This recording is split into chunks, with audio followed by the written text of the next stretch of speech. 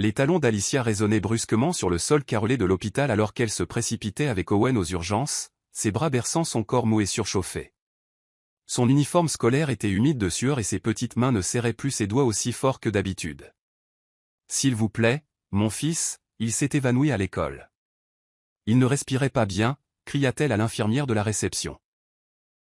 Les médecins l'emmenèrent pendant qu'elle restait là, impuissante, son cœur martelant comme un tambour de guerre dans sa poitrine. Les minutes s'éternisaient comme des heures dans la salle d'attente stérile. Chaque bip des machines derrière ses portes doubles la faisait sursauter. Elle ne pouvait pas le perdre, pas Owen, son unique enfant, sa raison de respirer. Elle ferma les yeux et murmura une prière tremblante. « Mon Dieu, s'il te plaît. Tout sauf ça. » Quand le docteur Ibrahim sortit enfin, son expression était douce mais grave.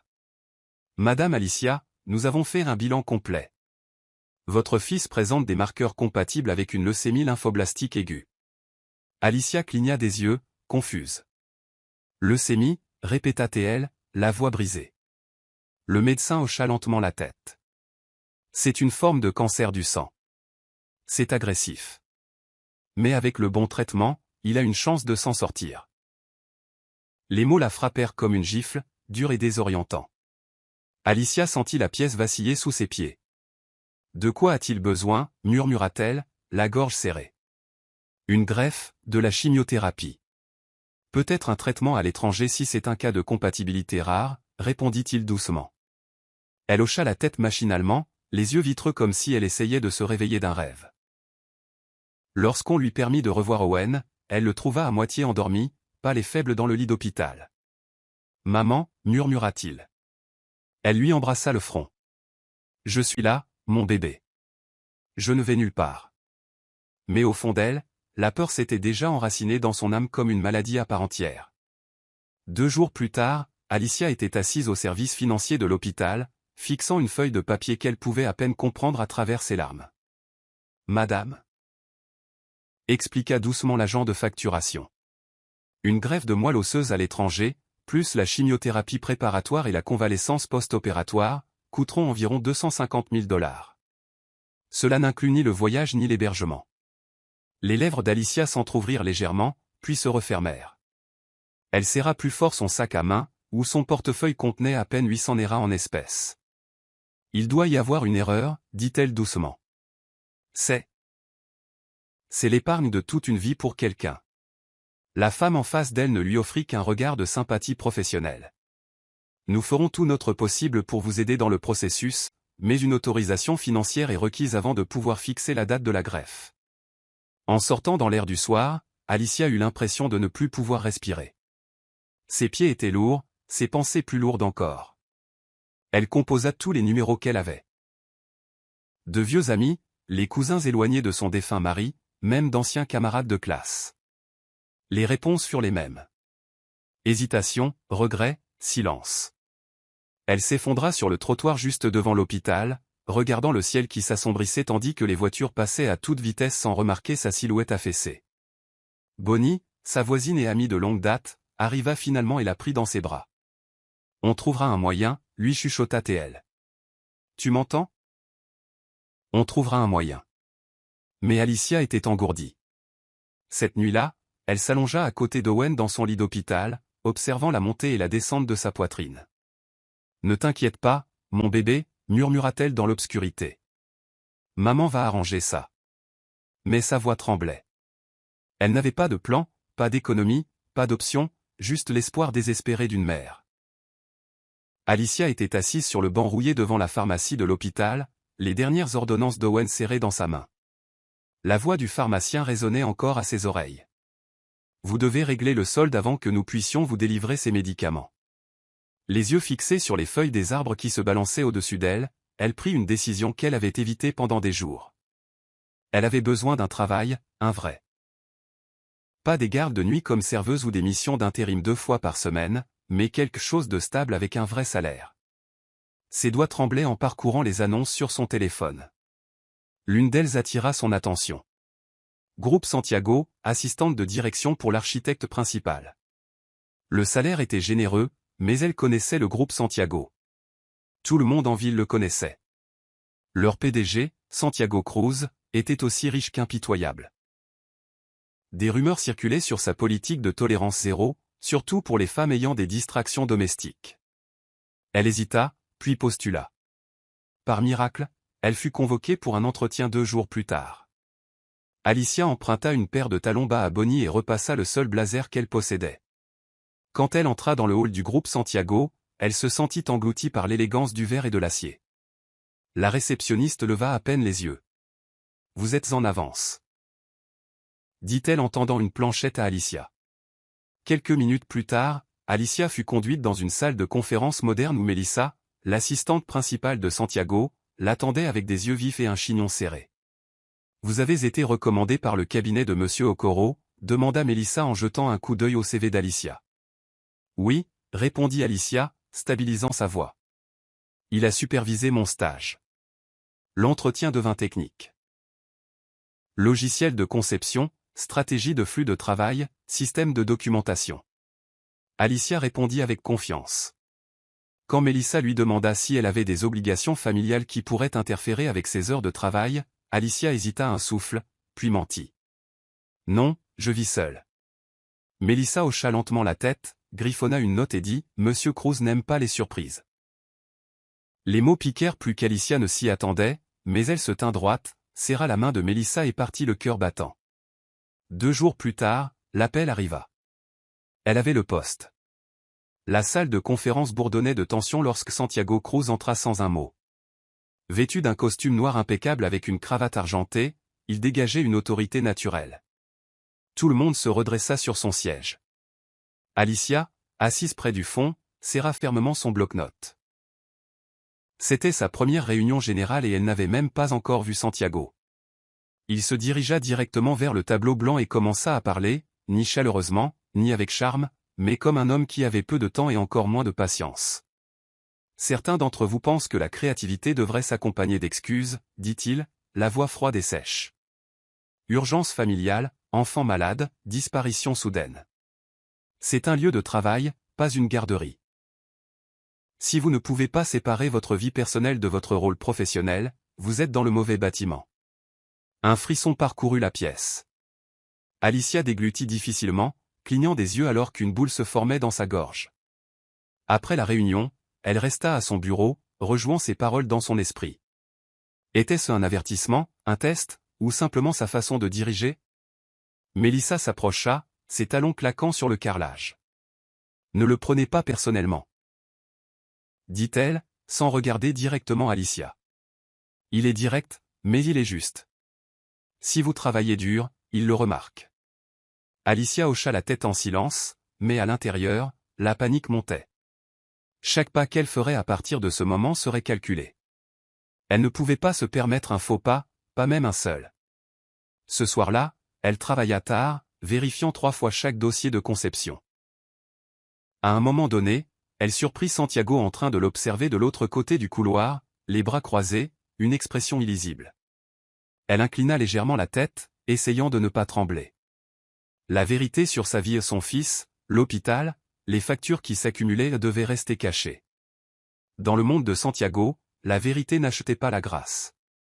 Seuls les résultats comptaient. Le lendemain matin, Alicia fut affectée au projet Elysium, un projet d'hôtel de luxe à Zanzibar qui exigeait précision et rapidité. Melissa laissa tomber le dossier épais sur son bureau. Le concepteur principal a abandonné. Vous prenez la relève. Ne me faites pas regretter. Alicia ouvrit le classeur, parcourant les dessins architecturaux et la logistique qui ressemblaient à un champ de bataille de délai. Elle inspira brusquement et se mit au travail. Les heures passèrent en silence, rompues seulement par le clic de sa souris. Elle travailla pendant le déjeuner, ajustant les plans et réorganisant les flux d'approvisionnement. Karim, l'architecte chevronné de l'entreprise, passa près de son bureau et s'arrêta. « Vous êtes la nouvelle » dit-il doucement, en regardant son écran.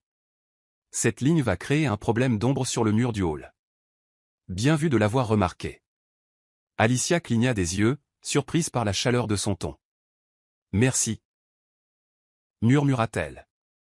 C'était le premier compliment qu'elle recevait depuis des semaines. Les jours se transformèrent en semaines, et l'éthique de travail d'Alicia devint impossible à ignorer. Elle était toujours en avance, restait tard et ne parlait jamais d'elle. Santiago passa plusieurs fois devant son bureau, la reconnaissant rarement, mais elle le remarqua. Un après-midi, alors qu'elle se tenait près de la photocopieuse, luttant avec un bac coincé, il s'arrêta à côté d'elle. « Si vous pouvez réparer les erreurs d'imprimante aussi vite, peut-être que vous êtes utile après tout, » marmonna-t-il sèchement avant de s'éloigner. Alicia rougit, ne sachant s'il s'agissait d'une insulte ou d'un compliment. Ce soir-là, Karim lui tendit une tasse de café et s'appuya contre son bureau. « Vous me rappelez quelqu'un » dit-il pensivement. « Quelqu'un qui avait tout à perdre et qui a travaillé comme un forcené pour ne pas le faire. » Alicia leva les yeux, surprise. « Est-ce censé être un compliment » demanda-t-elle en souriant à moitié. Il haussa un sourcil. « Vous finirez par comprendre. » Elle garda ces mots en mémoire cette nuit-là, ne sachant pas ce qu'ils signifiaient, mais reconnaissante que quelqu'un l'ait vu, même un peu. Chaque jour, après que le soleil ait plongé derrière les gratte-ciel de Lagos, Alicia se transformait. Au groupe Santiago, elle était l'assistante de direction discrète et concentrée que tout le monde négligeait. Mais une fois sa journée terminée, elle devenait une mère en mode survie. Elle se précipitait à l'hôpital juste avant la fin des heures de visite, changeait sa blouse de bureau dans les toilettes du personnel et se glissait inaperçue dans le service de pédiatrie.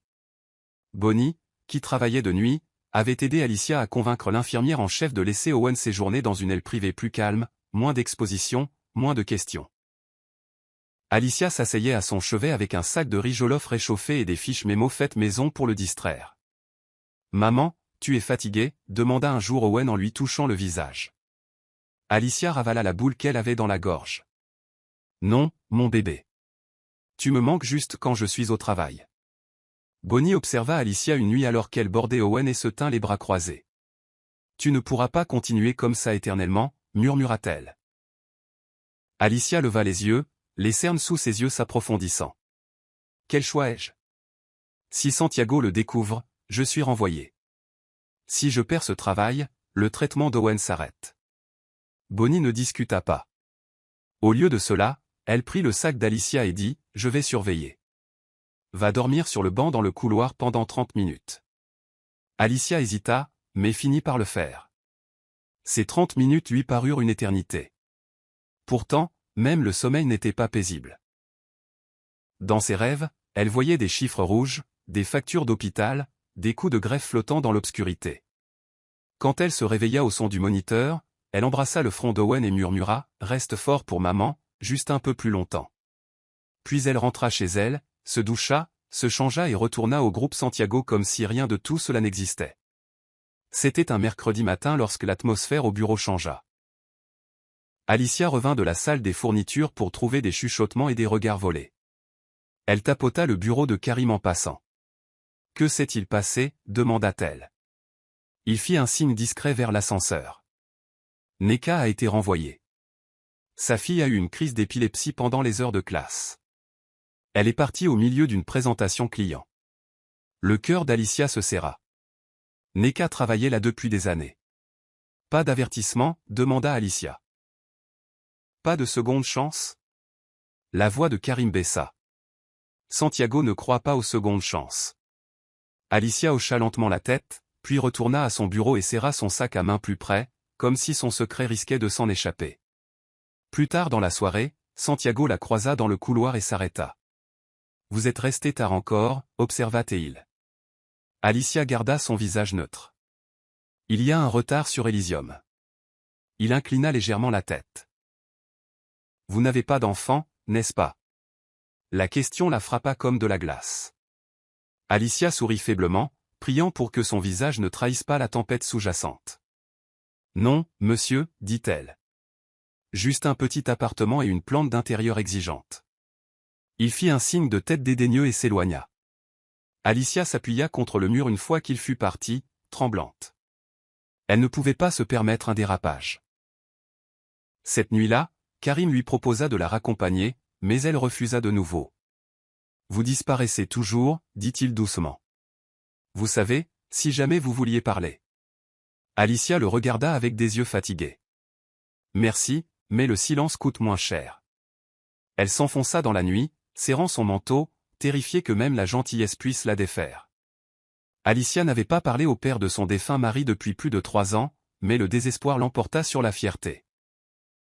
Elle se présenta sans prévenir à sa résidence clôturée, vêtue de sa meilleure blouse et serrant le dossier médical d'Owen comme une supplique. L'agent de sécurité à l'entrée hésita, mais la laissa finalement entrer après avoir appelé la maison principale. Monsieur Adwal était assis sur sa terrasse, sirotant du vin de palme avec 2 amis. Il leva les yeux, le visage impénétrable. « Alicia, dit-il d'un ton plat, je pensais que tu avais disparu avec la pension de mon fils. » Alicia ne broncha pas, Owen est malade. Il a une leucémie. Je demande de l'aide pour sa vie. Elle tendit le dossier avec des mains tremblantes. Ils ne le prirent même pas. Tu aurais dû appeler avant de te présenter comme une mendiante, dit-il froidement. J'avais prévenu mon fils. Je lui avais dit que t'épouser apporterait de la douleur. Alicia sentit la chaleur lui monter aux joues. Vous pensez que je voulais ça? Vous pensez que c'est facile pour moi? Sa voix monta. Mon fils est mort parce qu'il s'est tué au travail pour te soutenir. Alicia recula, retenant ses larmes. Il est mort dans un accident, et j'élève votre petit-fils seul pendant que vous nous coupez les ponts comme si nous étions des déchets. Les invités de Monsieur Adwal restèrent silencieux. Il la congédia d'un geste de la main. Je ne te dois rien. Alicia se tourna sans un mot de plus, mais avant de partir, elle le regarda droit dans les yeux. Un jour, votre honte ne sera pas moi. Ce sera ce que vous n'avez pas fait. Elle partit, sa dignité à peine intacte et une certitude plus profonde qu'elle était vraiment seule. Ce vendredi-là, Alicia était assise dans le couloir de l'hôpital, une enveloppe blanche posée sur ses genoux. Elle était arrivée ce matin-là, une réponse officielle du Conseil international de financement médical. Elle connaissait déjà la réponse, mais elle força ses doigts à l'ouvrir quand même. Ses yeux parcoururent la lettre froide. Demande refusée. Motif, manque de garantie. Son souffle se coupa, sa vision se brouilla. Tout ce qui lui restait, c'était une carte d'identité d'hôpital et une montagne de factures qu'elle ne pouvait pas payer. L'enveloppe glissa de ses genoux sur le sol alors qu'elle baissait la tête dans ses mains. Bonnie la trouva ainsi 15 minutes plus tard, accroupie et pâle. « Alicia, que s'est-il passé ?» Alicia ne répondit pas. Elle tendit simplement la lettre. Bonnie la lut, la plia silencieusement et s'assit à côté d'elle. « Qu'est-ce que tu vas faire ?» murmura-t-elle. Alicia répondit d'une voix presque inaudible. « Je ne sais pas, cette nuit-là, Alicia erra dans la ville sans destination. Son esprit tourbillonnait d'options, aucune n'ayant de sens. Elle se tint sur le pont de la 3e Mainland, regardant les voitures passer, les larmes séchées sur ses joues. Son téléphone vibra, un message de Mélissa. Réunion de bilan de projet reportée à lundi. Alicia faillit rire. Comment la vie pouvait-elle continuer normalement alors que la sienne s'effondrait pièce par pièce? Elle marcha jusqu'à ce que ses pieds lui fassent mal, jusqu'à ce que la ville se calme. Lorsqu'elle rentra chez elle, Owen dormait et Bonnie avait posé un petit repas sur le comptoir. Alicia s'assit dans la cuisine sombre et regarda le dessin de son fils collé sur le réfrigérateur. Moi et maman, et le soleil sourit. Ce simple dessin innocent brisa quelque chose en elle. Elle posa sa tête sur la table et murmura, « Quoi que je dois faire, je le ferai. » Et à ce moment-là, l'idée qu'elle avait repoussée pendant des semaines prit enfin racine dans son esprit. L'idée hanta Alicia tout le week-end. Elle ne pouvait ni dormir, ni manger, ni prier sans que la culpabilité ne la ronge. Pourtant, l'échéance de l'hôpital approchait. 14 jours avant la fermeture de la fenêtre de transplantation, où la compatibilité d'Owen serait attribuée à un autre enfant.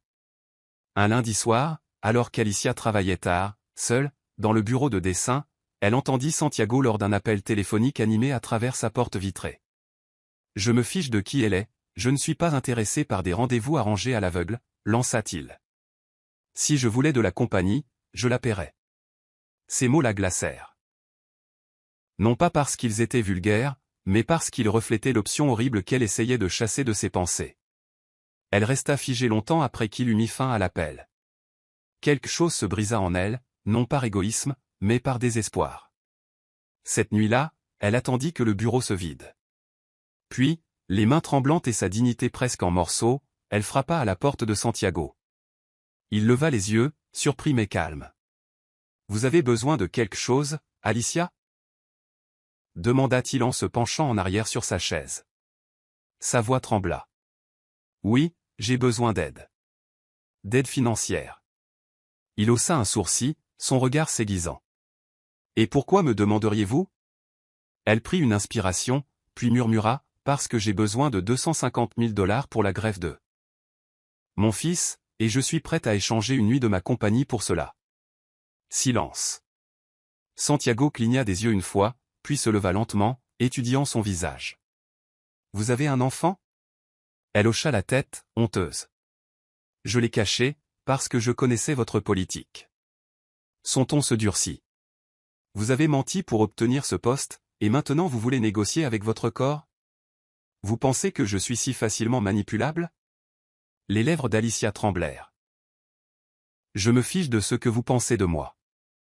Laissez juste mon fils vivre. La pièce était immobile. Après une longue pause, Santiago dit enfin, une nuit. C'est tout. Aucune attente après. Et vous aurez votre paiement d'avance. Elle hocha la tête en silence, des larmes coulant sur ses joues avant même qu'elle ne se tourne pour partir. Alicia se tenait dans la suite d'invités du Penthouse de Santiago, les lumières de la ville se déversant à travers les baies vitrées comme un jugement.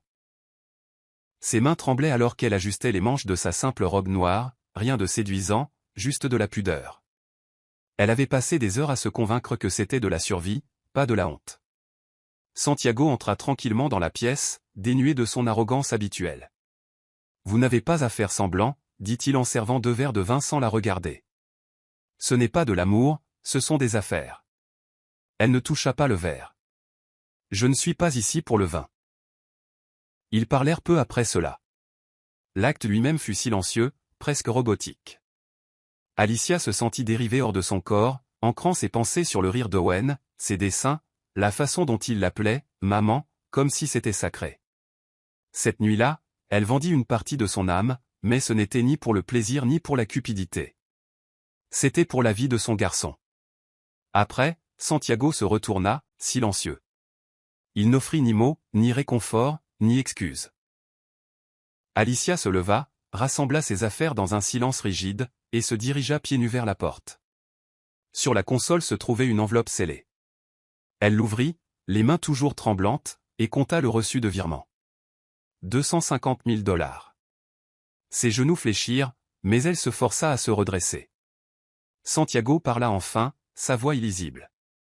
Vous pouvez garder votre travail, mais ceci n'est jamais arrivé.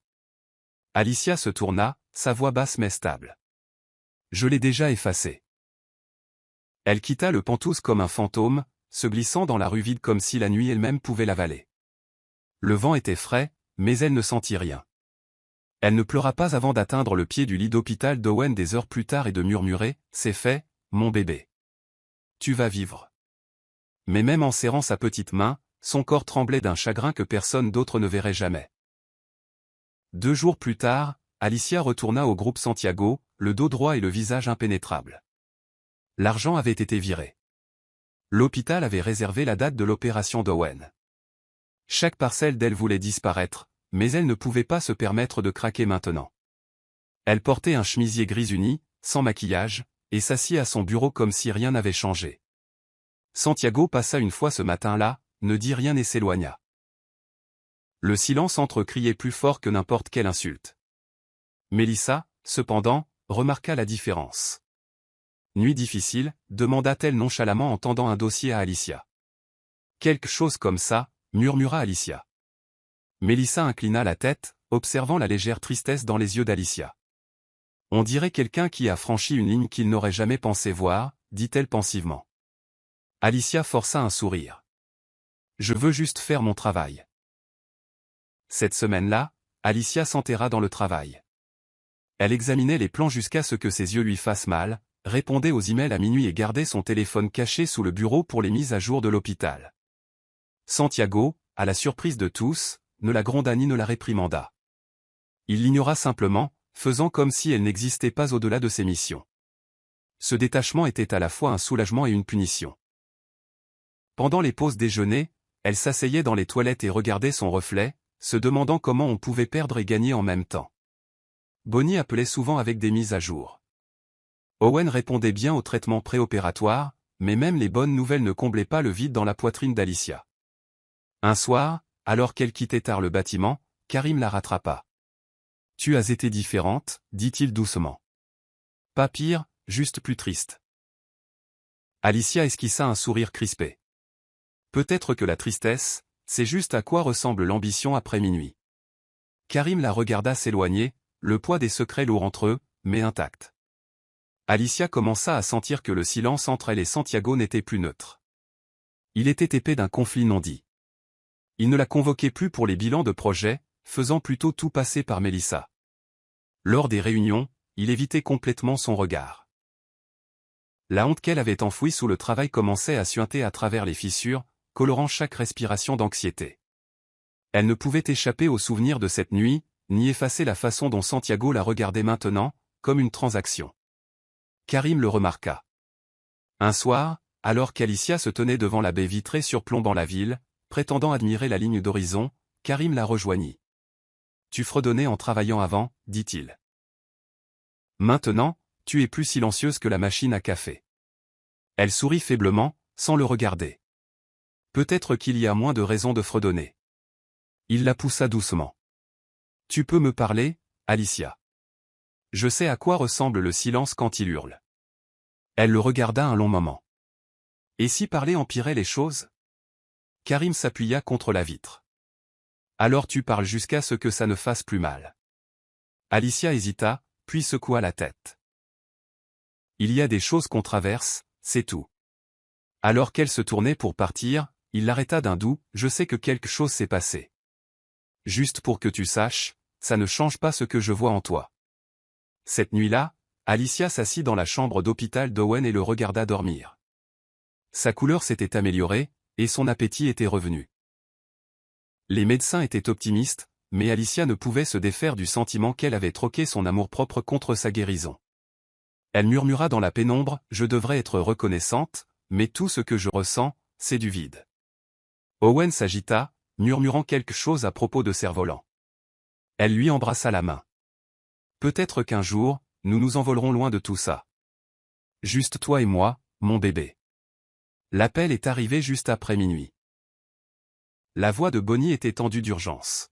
« Alicia, c'est Owen. Sa fièvre est de nouveau montée. Ils l'ont placée en surveillance d'urgence. » Alicia enfila les premiers vêtements qu'elle trouva et sortit en courant de son appartement, pieds nus. À son arrivée, les médecins entouraient son lit, ajustant les perfusions et l'équipement de surveillance. « Nous pensons que c'est une réaction immunitaire, » expliqua un médecin. Son corps combat les médicaments de préparation.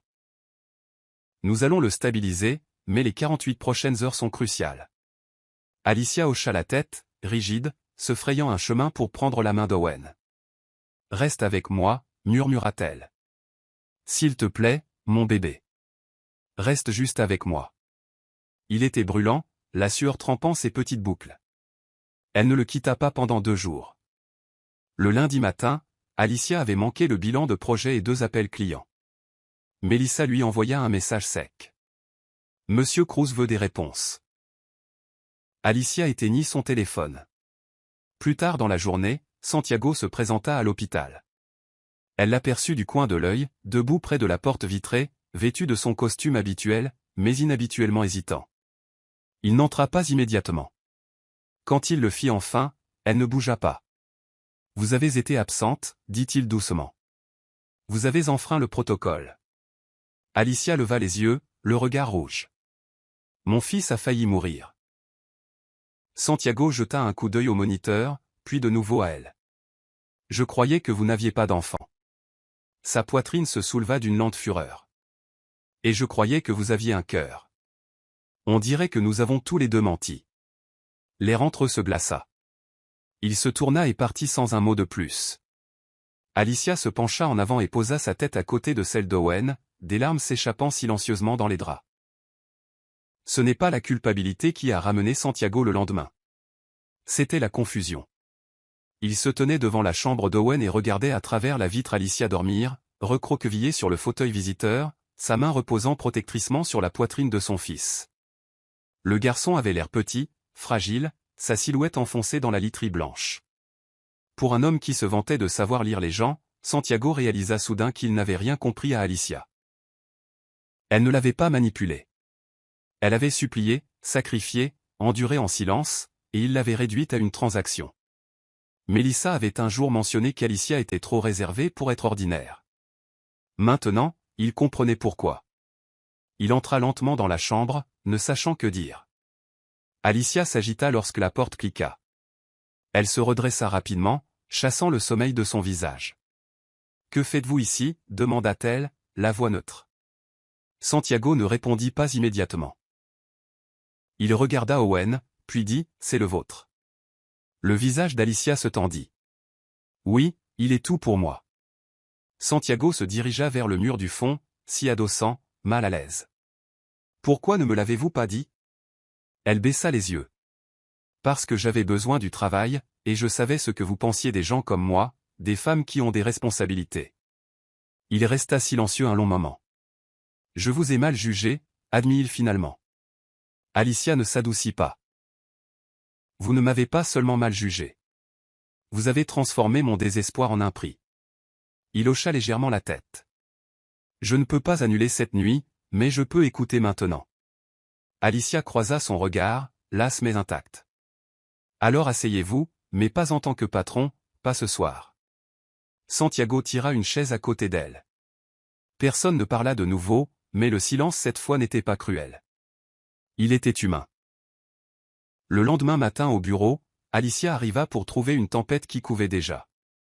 Mélissa s'approcha de son bureau avec une expression crispée. « Monsieur Cruz vous attend dans son bureau. » Maintenant. Alicia se prépara. En entrant, Santiago l'attendait, les bras croisés, la mâchoire serrée. « Vous avez menti pour obtenir ce poste » commença-t-il froidement, sans même lui offrir un siège. « Vous vous êtes présenté comme célibataire et sans attache. Vous avez caché un enfant, vous avez caché toute une vie. » Alicia resta debout, ses doigts se resserrant sur son carnet. « Si j'avais dit la vérité, je n'aurais pas été embauché. J'essayais de survivre, pas de vous manipuler. » Santiago ricana. « Vous pensez que la survie justifie la tromperie ?» Sa voix était vive, presque tremblante. « Je ne fais pas confiance aux menteurs, Alicia, et je ne tolère pas le chantage affectif. » Sa voix se brisa, mais elle la garda stable. « Je n'ai jamais utilisé mon fils pour obtenir de la sympathie. J'ai supplié pour une nuit pour sauver sa vie, puis je suis venu chaque jour et je ne vous ai donné rien de moins que l'excellence. » Santiago s'approcha. « Vous m'avez fait passer pour un monstre, et maintenant je découvre qu'on ne m'a même pas raconté toute l'histoire. » Les yeux d'Alicia brûlaient, mais elle ne sia pas, « Vous avez vu ce que vous vouliez voir. Vous m'avez jugé avant même de connaître mon nom. » Le silence après ces paroles était cinglant. Finalement, il marmonna, « Vous auriez dû être franche dès le premier jour. » Alicia prit une profonde inspiration, tenant bon. « Et vous auriez dû me voir comme plus qu'un problème à gérer. » La pièce était suffocante de tension. « Cette conversation est terminée, » dit Santiago d'un ton sec en se tournant vers la fenêtre. Alicia partit sans un mot de plus, mais quelque chose en eux deux s'était brisé. Le vendredi suivant, Alicia se tenait dans le bureau des ressources humaines avec une lettre de démission signée à la main. Mélissa la lut en silence, son expression illisible. « Vous partez vraiment » demanda-t-elle doucement cette fois. « Oui » répondit Alicia. « Il est temps. » Mélissa ne protesta pas. Elle hocha simplement la tête et attrapa les formulaires de traitement. Alicia sortit du bâtiment la tête haute, mais la poitrine serrée. Chaque pas loin du groupe Santiago semblait à la fois libérateur et profondément douloureux. Elle avait consacré des mois de sacrifice à ce travail, enduré le jugement et construit quelque chose, pour finalement y renoncer afin de récupérer le peu de paix qui lui restait. Elle ne dit au revoir à personne. Elle disparut simplement, comme de la fumée s'échappant par les fissures d'une porte fermée. Ce soir-là, Santiago trouva sa lettre de démission sur son bureau. Mélissa l'Y avait glissé sans commentaire. Il fixa le papier pendant plusieurs minutes, lisant ces mots d'adieu. Certaines choses coûtent plus qu'elles ne rapportent. C'était l'une d'entre elles. Il agrippa le bord du bureau, ses jointures blanchissant. Le bureau était silencieux, à l'exception du tic-tac de l'horloge murale antique derrière lui. Quelque chose de creux résonna dans sa poitrine, un son qu'il n'avait pas reconnu depuis des années. Le regret. Il pensa à ses yeux, fatigués mais fiers, à sa voix tremblante ce soir-là quand elle avait demandé de l'aide, à la façon dont elle lui avait parlé à l'hôpital avec une honnêteté brute. Il l'avait repoussée, punie d'avoir survécu. Mais maintenant, elle était partie, et toute la puissance de son monde ne pouvait ramener le regard qu'elle avait lorsqu'elle croyait qu'il pourrait être différent. Lundi arriva, et le bureau du groupe Santiago continua sans Alicia. Le projet Elysium se poursuivit, les plans furent révisés, les réunions eurent lieu, mais quelque chose d'intangible avait changé. L'humeur de Santiago devint imprévisible. Il aboyait sur les stagiaires, annulait 2 réunions de direction et passait plus de temps dans son bureau, la porte verrouillée. Mélissa, perspicace comme toujours, l'observait. Elle n'était pas juste une autre employée, n'est-ce pas, demanda-t-elle un après-midi, entrant sans y être invitée. Il ne répondit pas. Il fixait le coin où Alicia déposait autrefois les dossiers, l'espace maintenant vide. Vous l'avez poussée à partir, dit doucement Mélissa. Vous avez brûlé un pont alors qu'elle était encore dessus. Santiago la regarda, puis baissa les yeux sur son bureau. Elle a enfreint les règles, dit-il d'une voix creuse. Vous aussi, rétorqua Mélissa. Vous l'avez brisée. Cette nuit-là, Santiago arpenta son Penthouse comme un homme vivant dans l'espace de quelqu'un d'autre. Il se versa un verre de scotch, mais ne le but pas. Au lieu de cela, il s'assit à son piano, qu'il n'avait pas touché depuis des années, et pressa une seule touche. La note résonna, plate, vide. Son esprit retourna à l'hôpital, au garçon dans le lit.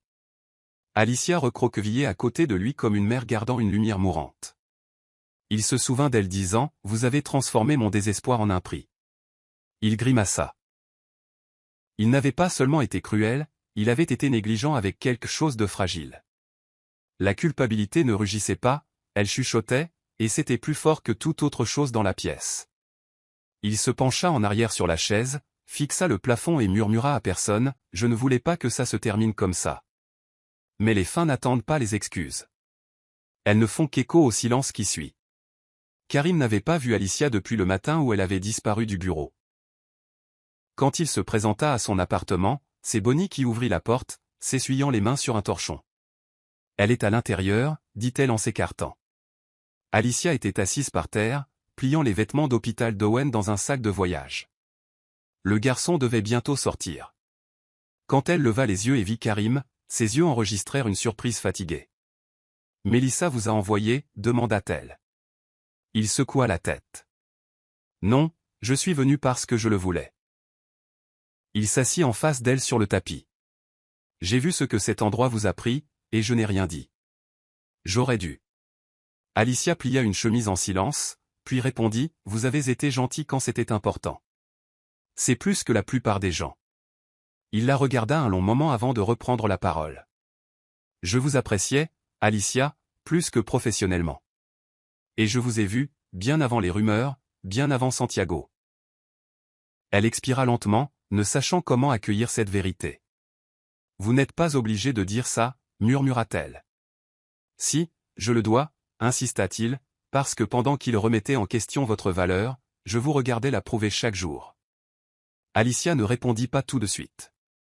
Le silence s'étira entre eux, non pas inconfortable, mais fragile.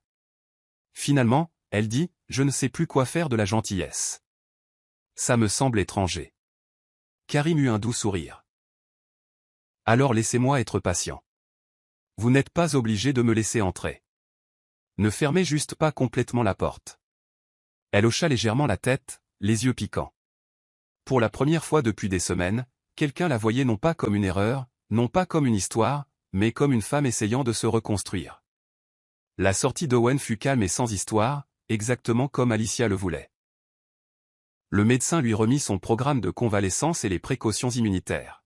« Il répond bien, » dit le pédiatre. « La greffe a été un succès. Vous lui avez donné une chance de se battre. » Alicia le remercia, sa voix à peine audible. De retour à la maison, Owen dansa dans le salon avec des chaussettes dépareillées, tenant un avion jouet que Karim lui avait donné.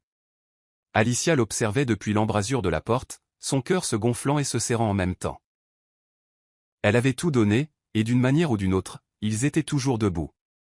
Cette nuit-là, elle s'allongea à côté de lui alors qu'il s'endormait et murmura « On recommence à zéro, mon bébé. Juste toi et moi. » Ailleurs, Santiago se tournait et se retournait dans son lit, incapable de se reposer. Les jours avaient passé, mais son absence ne s'estompait pas, elle s'approfondissait. Il ouvrit une fenêtre de navigateur et tapa son nom dans la barre de recherche. Rien. Puis, par instinct, il ouvrit les archives de discussion de groupe de l'entreprise. Enfouis dans un dossier partagé se trouvaient les brouillons de projet d'Alicia, complexes, brillants, impossibles à reproduire. Quelque chose se serra dans sa poitrine. Il appela Mélissa. « Savez-vous où elle est allée ?» Mélissa hésita. Pas d'adresse. Elle ne voulait pas être retrouvée. Santiago fixa la ligne d'horizon de la ville par sa fenêtre. « Essayez quand même. » dit-il doucement, mais ne lui dites pas que c'est moi. Mélissa ne répondit pas, mais Santiago n'avait pas besoin de confirmation. Le poids dans sa voix avait tout dit. Pour la première fois depuis des années, il poursuivait quelqu'un non pas pour ce qu'elle pouvait offrir, mais pour qui elle était déjà. Le buzz a commencé dans une newsletter de l'industrie, le groupe Santiago remporte l'or pour le design d'Elysium, un brouillon anonyme crédité comme une avancée structurelle. Le travail d'Alicia avait été laissé tel quel dans la soumission finale. En une semaine, 3 médias ont repris l'information, louant le contributeur anonyme pour son innovation architecturale qui mariait luxe et durabilité. À la fin de la 2e semaine, sa boîte mail était inondée de demandes d'interviews, d'offres de freelance et d'invitations à des conférences. Bonnie fixa le téléphone d'Alicia alors qu'il s'illuminait de nouveau. « Tu deviens viral » murmura-t-elle. Alicia cligna des yeux, hébétée. « Je n'ai jamais voulu de reconnaissance. » dit-elle doucement. « Juste de la stabilité. » Bonnie sourit en lui tendant une tasse de thé. « Eh bien, peut-être qu'il est temps pour toi d'avoir les deux. » Au groupe Santiago, l'ambiance avait changé. Les membres du conseil félicitaient Santiago d'avoir soutenu un talent brut. Il souriait du bout des lèvres, mais ne s'attribuait jamais le mérite. Au lieu de cela, tard un soir, il fixa le site web officiel de l'entreprise, où le nom d'Alicia avait enfin été ajouté sous les crédits d'Elysium. « Elle l'a mérité » murmura-t-il. Mélissa entra dans son bureau, un dossier à la main. « Vous devriez lui dire ça en personne » dit-elle. « Ne vous cachez pas derrière le travail. » Santiago ferma lentement son ordinateur portable. « Je ne sais pas si j'en ai encore le droit. » Mélissa répondit doucement, « Ça dépend. » Vous excusez-vous pour soulager votre conscience, ou parce qu'elle vous manque ? La mâchoire de Santiago se serra, mais son silence répondit à tout. Le monde reconnaissait enfin Alicia. Maintenant, il devait trouver s'il avait le courage de faire de même. L'enveloppe était épaisse, élégante, de couleur crème avec des bords dorés. Alicia la trouva coincée sous la porte de son appartement, un jeudi après-midi. Au début, elle pensa que c'était une autre facture médicale, mais en l'ouvrant, ses doigts se figèrent. C'était une invitation officielle au Gala international des honneurs des architectes. À l'intérieur se trouvait une note personnalisée de Mélissa. Votre contribution au projet Elysium sera officiellement reconnue. Votre présence est facultative, mais méritée. Alicia fixa la lettre un long moment avant de la replier soigneusement et de la glisser à la poubelle. Quand Bonnie rentra de son service à l'hôpital ce soir-là, elle trouva Alicia en train de plier du linge, tandis qu'Owen fredonnait en arrière-plan. « Tu n'y vas pas » demanda Bonnie, remarquant l'emblème doré qui dépassait de la corbeille. « Non » dit Alicia d'un ton plat. « Laissons Santiago recevoir les applaudissements.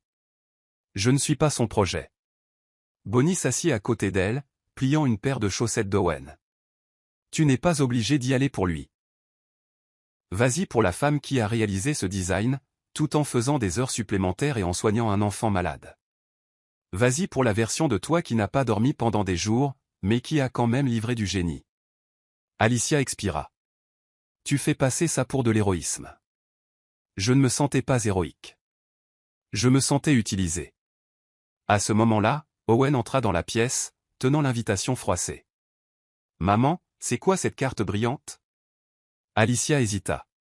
« C'est pour un événement où les gens applaudissent et donnent des prix. » Owen sourit.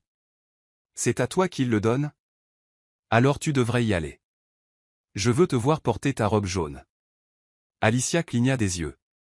Elle n'avait pas porté cette robe depuis des années. « On verra » murmura-t-elle en le serrant dans ses bras. Mais cette nuit-là, en se regardant dans le miroir, elle réalisa quelque chose de surprenant. Peut-être qu'il ne s'agissait plus de se prouver quoi que ce soit à qui que ce soit. Peut-être qu'il était temps de se tenir debout sans honte. La salle de bal scintillait d'une lumière ambrée et chaude, tandis que les invités en smokings élégants et en robes de soirée sirotaient du champagne sous d'imposants lustres. Alicia entra discrètement, vêtue d'une douce robe moutarde qui tombait gracieusement jusqu'à ses chevilles. Elle ne portait ni bijoux, ni maquillage spectaculaire, juste une élégance tranquille. Quelques participants la regardèrent avec curiosité, ne sachant pas qui elle était, jusqu'à ce que des chuchotements confirment son identité. Santiago, déjà debout près de la scène, se figea en la voyant. Ses yeux s'écarquillèrent. Ce n'était pas la femme qui attendait autrefois en silence derrière son bureau. Cette Alicia se déplaçait comme quelqu'un qui s'était retrouvé. Lorsque le maître de cérémonie annonça le prix d'Elysium, les applaudissements éclatèrent. On tendit le micro à Santiago, mais ses yeux ne quittèrent pas Alicia. Il se dirigea vers le centre de la scène et marqua une pause. « Ce soir, nous honorons un projet qui a repoussé les limites », commença-t-il. « Mais il y a autre chose que vous devriez savoir. Cette reconnaissance ne concerne pas la vision d'un seul homme. Elle concerne une femme dont la force, le design et le génie discret l'ont sauvée. Elle a travaillé quand personne ne la remarquait. Elle a créé alors qu'elle aurait dû s'effondrer, et sans elle, cela serait resté un croquis sur papier. » Des murmures emplirent la salle. Alicia resta immobile. Santiago baissa le micro. « Je ne lui demande pas de monter. Je sais qu'elle n'a pas besoin des projecteurs, mais elle mérite ce moment. » Il leva son verre.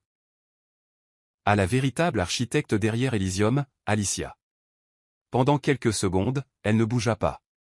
Mais alors que la foule se tournait vers elle et que les applaudissements s'intensifiaient, Alicia ferma brièvement les yeux, puis se leva, non pour parler, non pour se produire, juste pour être vue. Après la fin du gala, Alicia se glissa vers la sortie latérale, loin des caméras et des conversations. Mais Santiago était déjà là, l'attendant, les mains dans les poches, les yeux plus doux qu'elle ne les avait jamais vus. « Vous êtes très élégante, dit-il, la voix basse. Elle esquissa un sourire crispé. « Vous faites de bons discours. » Ils restèrent là un moment en silence, le poids de tout ce qui les séparait suspendu dans l'air. Finalement, Santiago le rompit. « Pourquoi ne m'avez-vous pas dit la vérité plus tôt ?» Le regard d'Alicia ne fléchit pas. « M'auriez-vous cru si je l'avais fait ?» Il ne répondit pas. Son silence était la réponse. « Vous aviez une version de moi dans votre tête, et rien de ce que j'aurais dit n'aurait correspondu, » ajouta-t-elle. Il fit un pas de plus. « Vous avez raison. Je ne voulais pas vous voir. Pas vraiment. C'était plus facile d'être en colère que d'avoir tort. » Alicia hocha la tête. « Vous m'avez blessé. Vous m'avez fait sentir que j'avais vendu mon âme pour la survie de mon fils. » Sa mâchoire se crispa. « J'ai été cruel. J'ai été arrogant, mais j'essaie de changer. » Alicia détourna le regard, sa voix douce mais ferme. « Le changement ne se produit pas dans les monologues, Santiago.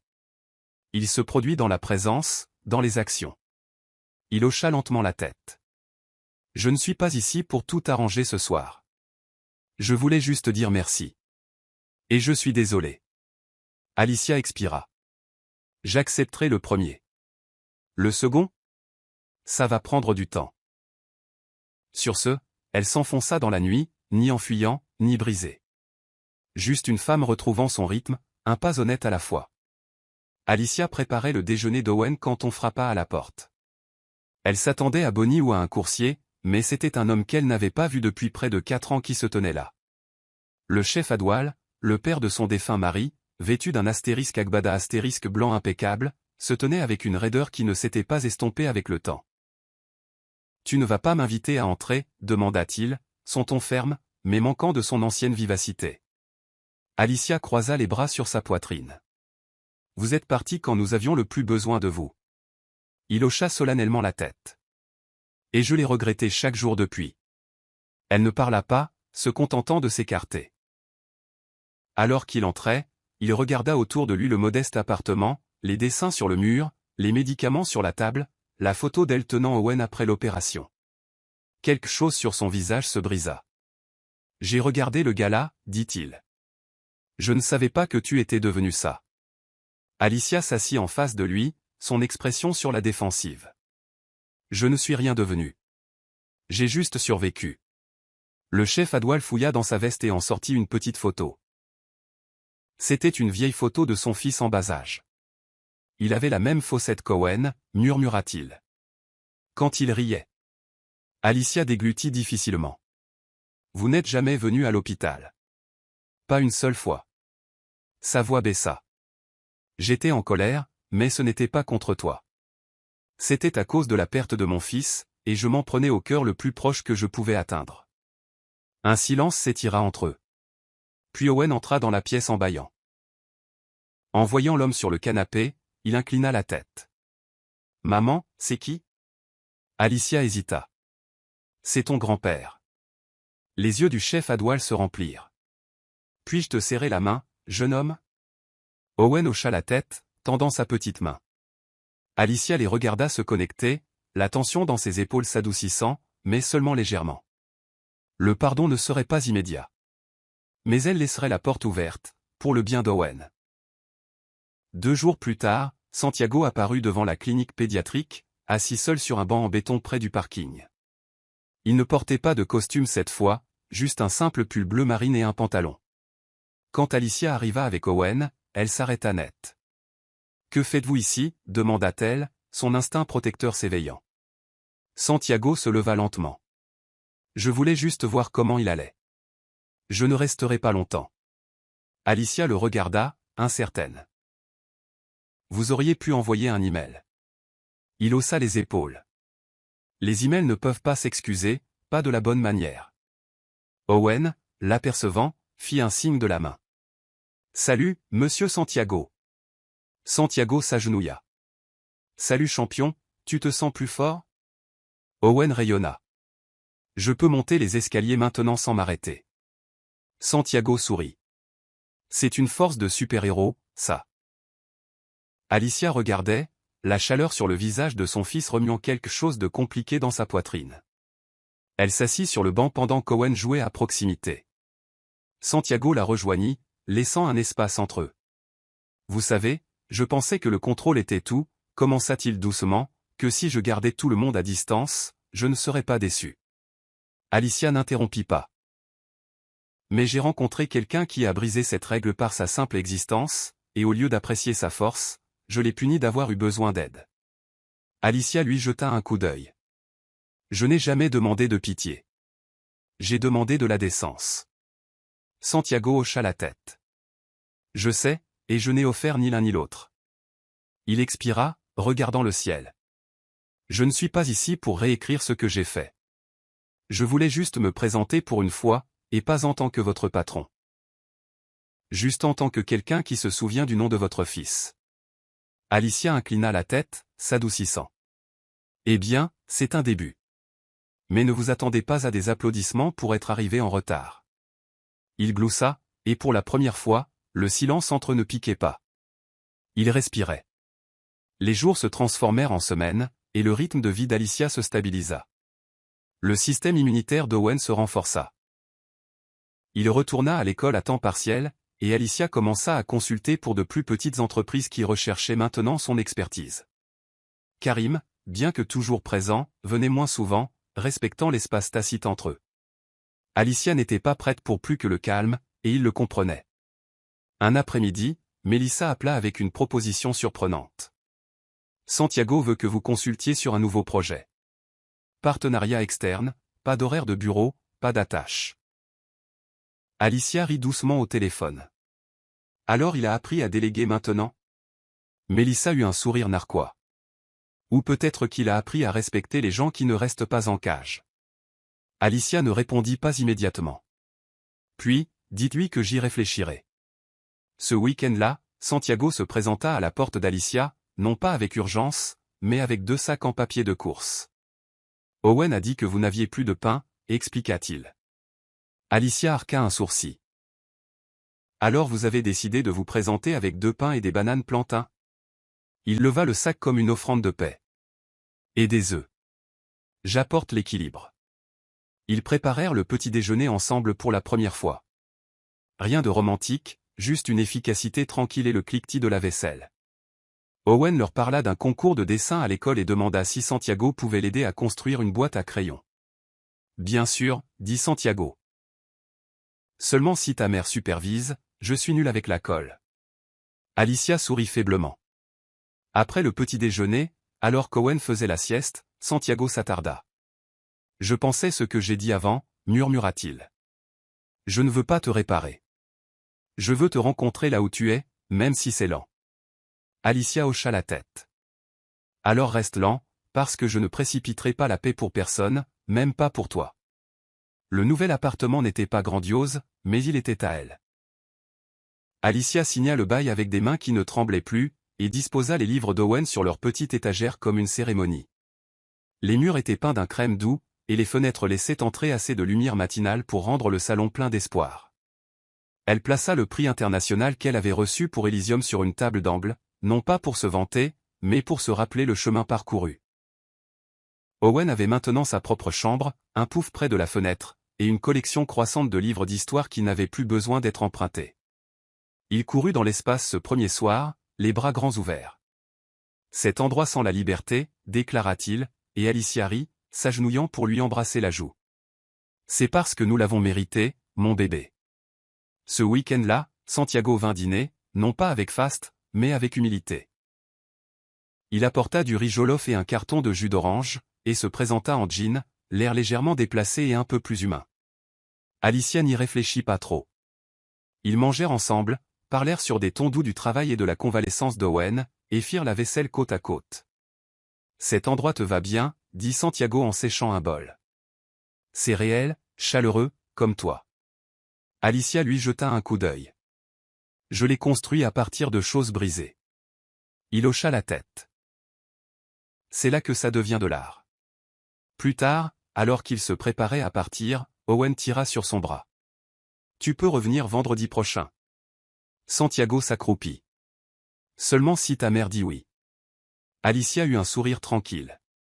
Vendredi prochain, ça marche. La porte se referma doucement derrière lui.